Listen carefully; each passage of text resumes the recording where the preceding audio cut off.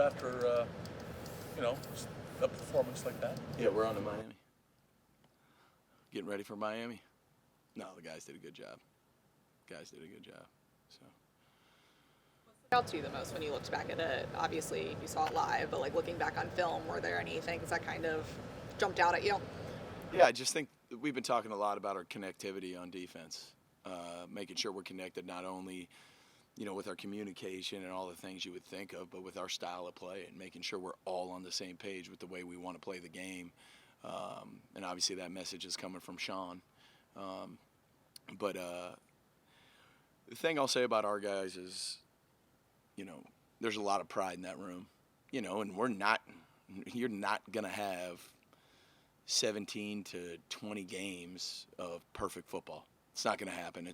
And not only football, but life's about how you respond. And the guys certainly responded. We've got a new challenge ahead of us, certainly a very difficult challenge. And, the guys started off the right way today, and, we'll see how the rest of the week goes. Since we're young, we hear the word blitz and we think rush at the quarterback. Can you describe for people what a run blitz is? Yeah, so did you say we're young? Since we were young. Yeah, since we were Since young. we're young, right? Like Okay. one Mississippi, two Mississippi I was saying, blitz, right? I'm not young, you're young. Yeah. Right, but I think it's a good question. Someone asked me the other day to just like, hey, what's a run blitz? They might be more novice of football. So the best way I can describe it without going into detail is that a run blitz is more designed structurally to defend the run and add bodies into the run. At the point, you try to design them the best to where you're adding them in to where you want to add them in based on the scheme you're going against. Where that difference is, like when you talk about pass blitzes, you're trying to beat protections. So where are you trying to add extra bodies into the run? How are you trying to beat protection? It's hard to marry those two up. There's very few pressures that can do that. But that would be the most elementary way I could describe it. If you get beat by a blitz, rushing the quarterback in a pass, it could be a big play down the field. If you get beat on a run blitz, is the same risk because all of a sudden you get to the second level and nobody's home? Absolutely. Obviously, 1, 2, 3, 4, 5 people might be moving in a run pressure. So when people are moving, gaps are changing. And it's very important that everybody understands they're 1/11th. And there are some caveats to what could potentially happen based off the scheme you're getting. So, it is. I mean, it comes down to it. It's a puzzle, and we got to make sure we put it together the right way. What's it like to see Joey Bosa having fun? It's funny you bring that up because so my dad was with Joey in San Diego. They were still San Diego. And obviously that might have been 2016. And he called me after the game and he's like, man, Joey Bosa looks like he's having fun, which I thought was pretty cool. I mean, Joey Bosa's had a lot of success in this league and people take it for granted that how glorious this is to be an NFL player or coach. And absolutely, it is a blessing and, how lucky everybody is to be in this league. But at the same time, you can run into obstacles, you can run into adversity, and certainly that fun can wane. But he's doing a great job, man. It's cool to see a smile on his face. He works his butt off, which is really great. Not only just to be a coach, but for our young guys to see what it takes to get to the level that he's gotten to in his career. And really, really happy that Joey's with us. He also seems like he's pretty hard on himself, whether it's losing contain on Lamar, and you could see like his body language even when Fields took off. I mean, what does that say to you about the type of person he is? It just goes back to the players that want to be great in this league.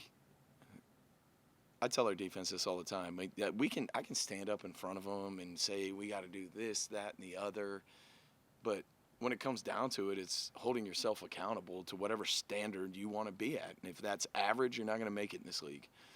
And holding yourself to that standard comes with the recipe is work.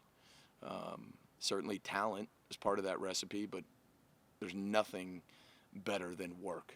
And, certainly he puts in the time, and, he's one of the first ones out to practice and all those type of things. So it's just a great example for everybody to see. Is it more meaningful as far as examples go that he acknowledges when he got here that he's running out of chances, and that he's going to he's not going to let, he's going to put it all out on the field no matter what happens. Yeah. And the importance of that, and when you factor in the fact that he's having fun and producing. Yeah, maybe now his shelf life is coming back, going back the other way, No, I think that's real, right? In your life. Like, it's real. Like, I can't take my job for granted, and he's certainly not taking his job for granted. And usually karma catches up with you when you start to do that. And it's all about perspective. It's all about the way your mind operates. And certainly he's in a good place right now, and we got to keep that going, and consistency is the most important thing. Punch the ball out of Justin Fields' hands early in the game. Do you think that helped set the tone for the rest of the day for the defense? Absolutely. Certainly built a little momentum. We got the 3 and out. We got the takeaway, and then so there's, within 4 plays we have a takeaway and a 3 and out. And that's certainly going to help you have a chance to win. What did you make of Tre'Davious and his return? I thought he did a good job. It was good to see him tackle a running back. It was good to see him tackle a running back. No, he did a nice job. Would have liked to have had a few more plays in there, just the way the game played out. But, no, he did a nice job, and this week's a new week, and we've got to continue to stack consistent performances. They run the end around, Christian stays home, right? I mean, like, you just kind of go into the mentality of a corner and having that discipline in that situation. Yeah. The one thing, and Sean talks about it all the time, our corners tackle here. Like, we're going to tackle. This is tackle football. It's tackle football. There's no flags out there except the officials and the head coaches have one, and they're different colors. But that's just, I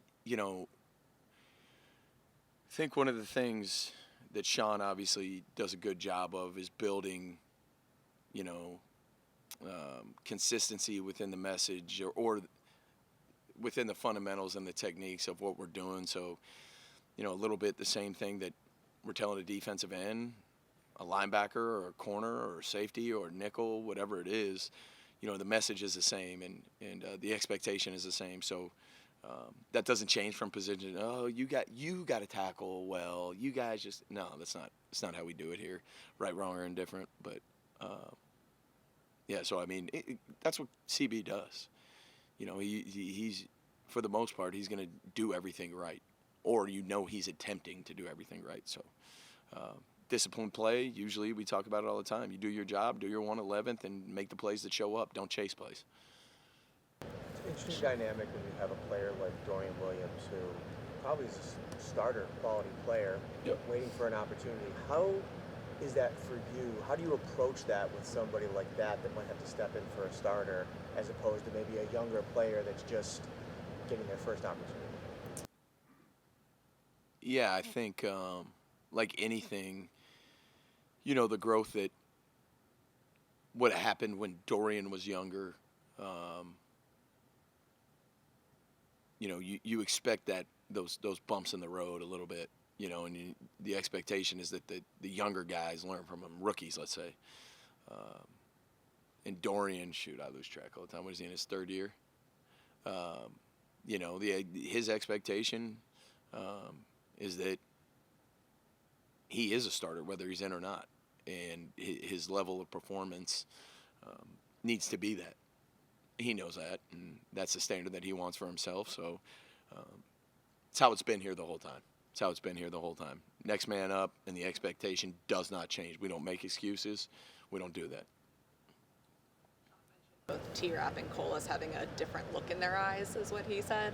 What did you just make of their play bouncing back from week 1 and just kind of their continued trajectory? Yeah, I mean, I don't mean to dodge your question by any means, but the whole defense, it was we were more connected, and certainly both opponents that we've played and the opponent that we're going to play, they all provided a lot of challenges. But we just wanted to make sure going into this past week, that we were stressing our 111th, and the guys certainly did that. And the guys just wanted to put a certain product out there that they knew was up to par with what we stand for, and they took the initiative. Like I said before, I can sit here and say it the whole time. I can sit there and scream and yell, but they did a great job, man. And the assistant coaches, phenomenal.